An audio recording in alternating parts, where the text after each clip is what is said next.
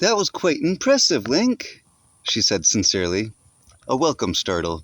Your shocked eyes and confused smile revealed to her. Impa doesn't know I'm down here. I wanted to see if you were as strong as I thought you were, and to give you this. She held out her hands, revealing a small, empty pendant made up of a soft golden spiral. It's one of 3 pendants which will help the hero of time, although I'm not sure how, yet, she said, then whispered, just not yet. She looked warily behind herself. I better get back upstairs before Impa finds out I'm not buried in an avalanche of books, she said, hesitated a moment, smiling at you, and quickly shoved the pendant in your palm and silently ran up the stairs. You examine the golden spiral a moment before you stow it in your new room and return your sword and shield practice. You, Impa, and Zelda all ate supper together in the kitchen dining nook beside the back door, while Impa explained that it would be wisest for you to remain inside and train, but welcome to explore nonetheless. She cautioned that if you were to leave the house, it would automatically lock behind you, and you would be unable to re-enter until she and Zelda had returned.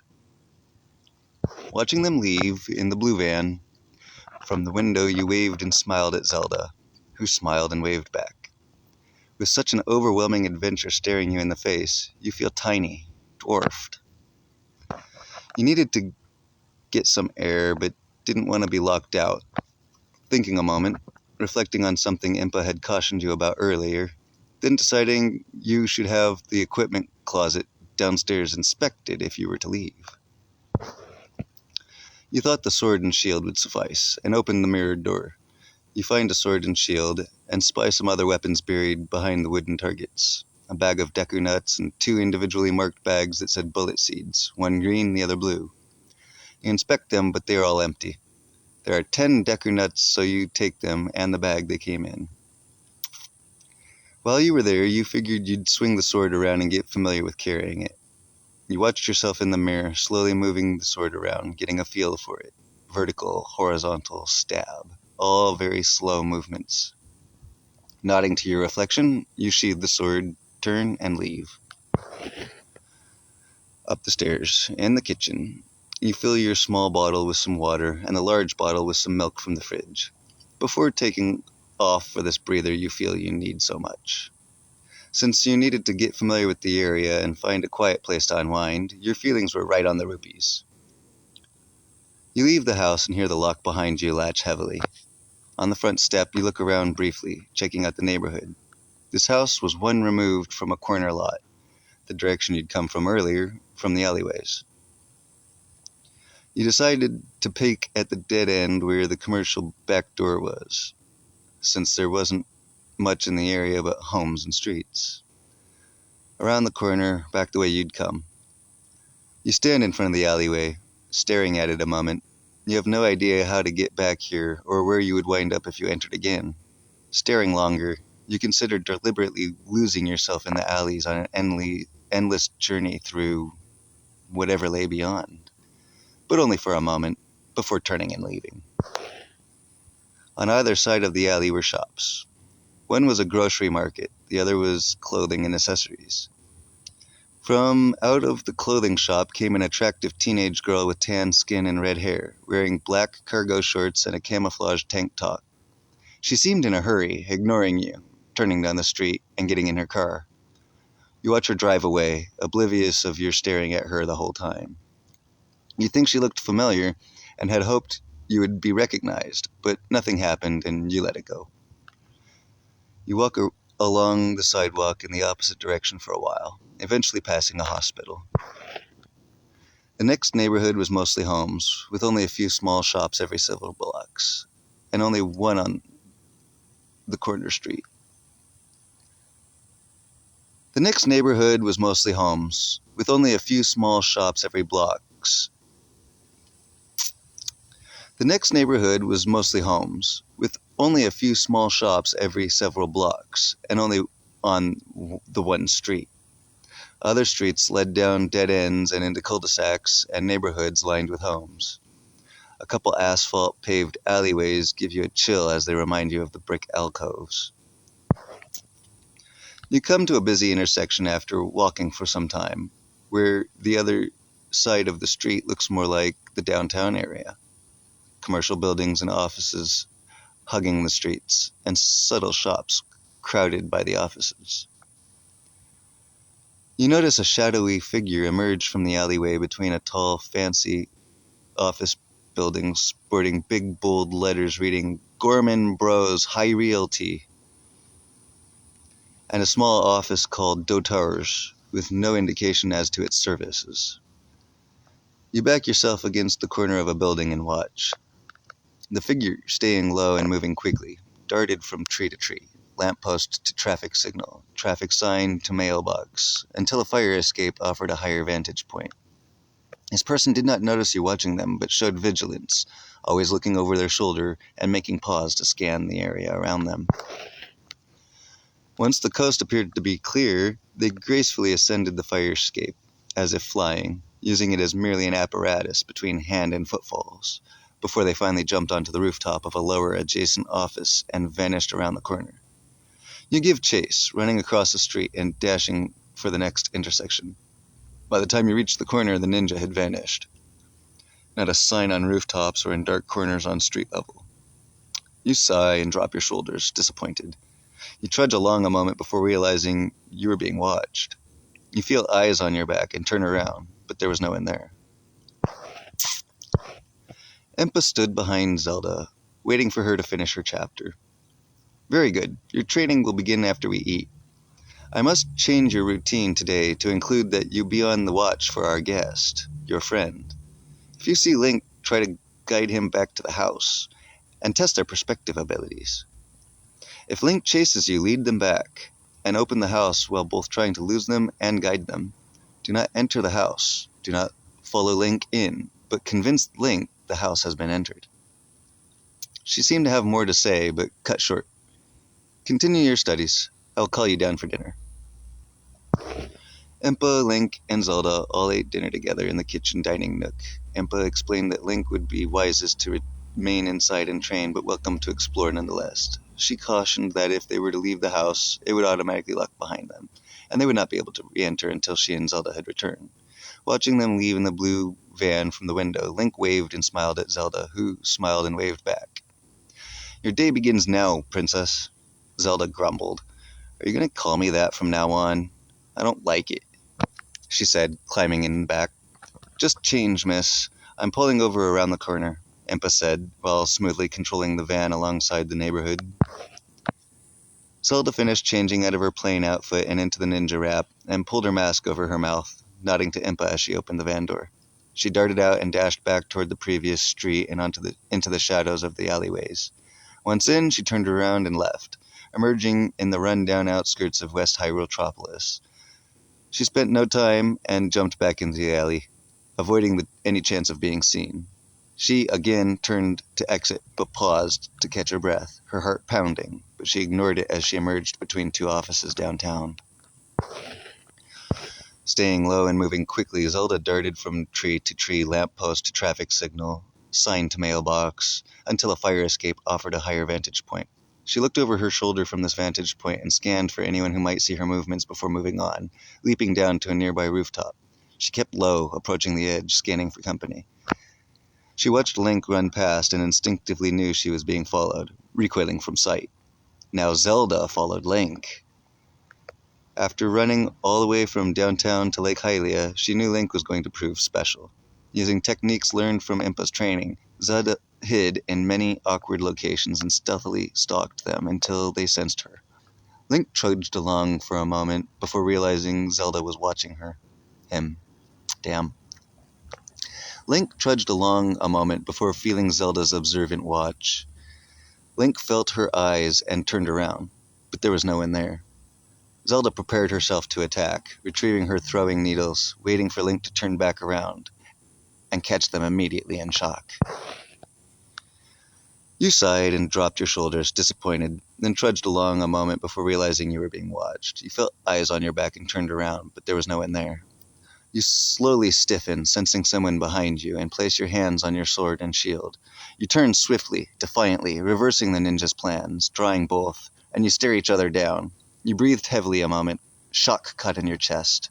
The mysterious ninja gripped the fine needles in their hands, crouching low, concealing their intentions. They blinked. You swallowed hard, and they instantly darted forward and threw a handful of needles. You tried to roll aside, but caught one in the leg and immediately torqued around in pain, but used this momentum to raise your shield and protected yourself from any further damage. You pull the needle out and then stand up, holding the shield in front of you, successfully collecting the second handful of needles in the wood. You run ahead to strike, but your mysterious target performed a backflip and dodged the swing.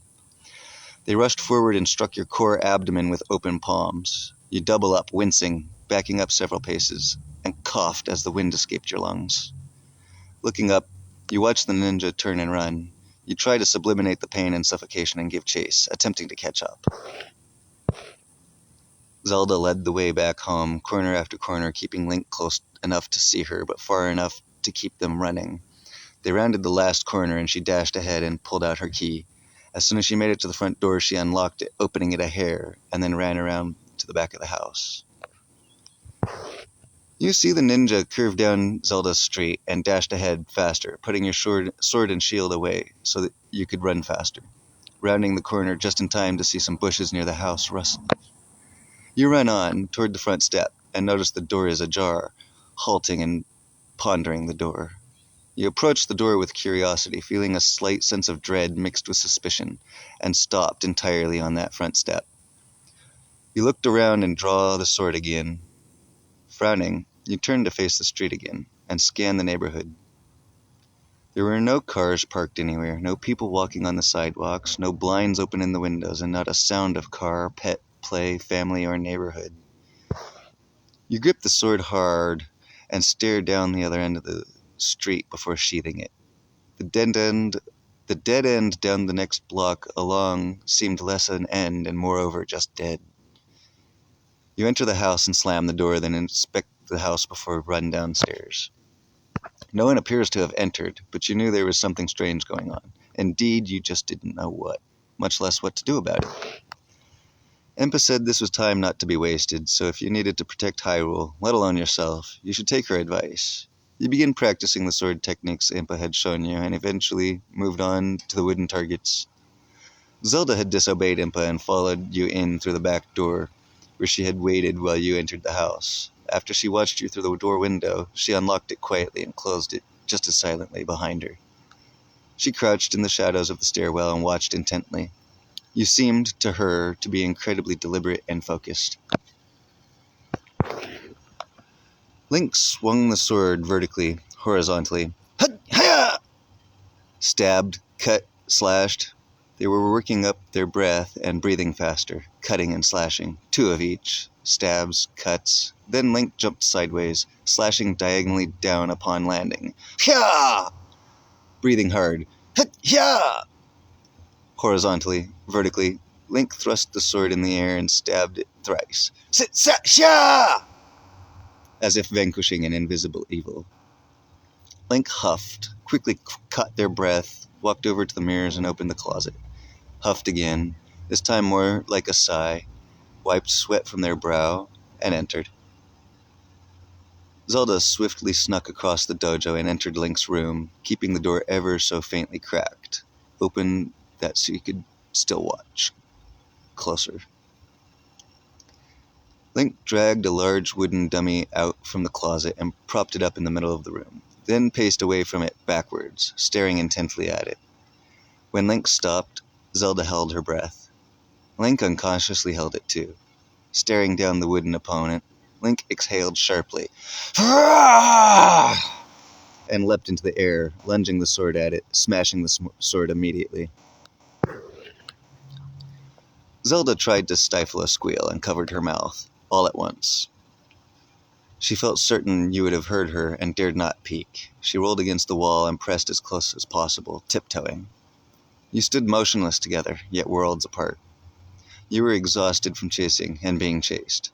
Zelda stuck in awkward indecision. She silently exhaled her breath and unconsciously held it out. The door slid open and gently came to rest on her shoulder, elbow, arm. She squinted tight for a moment, then fiercely shot her eyes open. Your back was turned to her, and you gently rolled your footsteps toward the bed and flopped down, face first, diagonally on it. Zelda hugged the wall around and out the door as quietly and quickly as possible, then ran silently towards the stairs. She stopped and turned back, darkness concealing the room you were laying in. Though she peered in anyways, hovering indecisively at an event threshold, then walked quietly up the stairs to the back door, opened and locked it, then hesitated again. Impa had silently watched from the shadows the entire time and finally stepped into the illusion as Zelda locked and shut the back door. It's getting late. Go survey the park. Link already appears to suspect that this is part of the illusions of the Lost Woods, and I will need to hasten his training before we can send him into the forest. Your training must have been sufficient by now, Princess. Remember, just as you are the ninja, Sheik. Be aware, stay alert. I will follow shortly behind after I resecure the house, but go now. Zelda darted away, feeling partly ashamed, but mostly content that she now had proof that your spirit was so strong, willful, and direct as she had suspected, hoped. Impa's hands glowed dark and purple. She waved her hand across the sky in an arcing motion and closed her eyes. The world immediately around herself became shadowy and grew rapidly. Fat trees slowly replaced the majority of the homes around them. Rocks and terrain contoured the streets instead of asphalt and concrete, and shrubs and grass covered the ground where yet other houses had been. The house itself transformed from a cookie-cutter residence to a distinguished two-story stone and log cabin. The copy-paste neighborhood became an artistic masterpiece of nature. Impa's posture shifted slowly through several different positions as she moved her left hand about with focused intent, allowing her right hand to relax by her side. The left emitting shadowy illusions around the house, the right drawing shadowy energies from the forest around her. A graceful, slow-motion dance of supreme posture. She had an audience. She opened her eyes. They were covered with shadow, and all was the plain, undistinguished, cookie-cutter neighborhood again. She nodded, her eyes shaded, energy drawn away from her hands, blinked. Her eyes returned to normal. She turned and finally made way back to the van, parked around the corner at the end of the block. She drew away at the opposite end of the street, where the next block would have been at this block's end.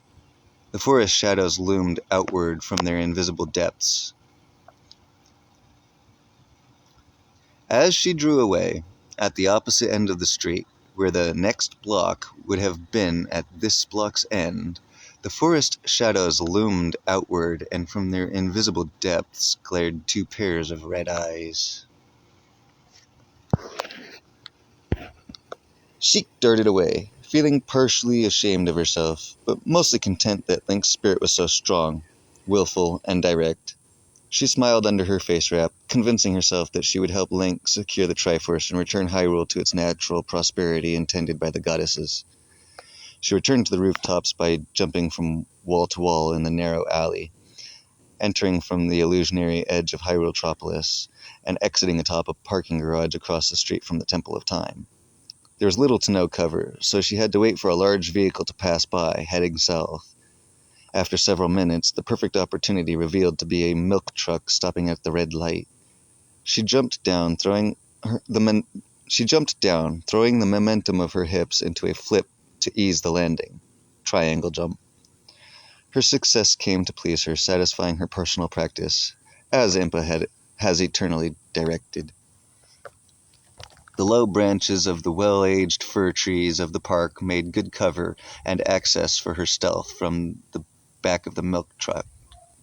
However, she learned to keep an eye out for the Goron Link, whom has twice nearly caught her changing, once into her ninja wrap and once out of it. She climbed the tree several stories until she could survey the outlying territories without being seen.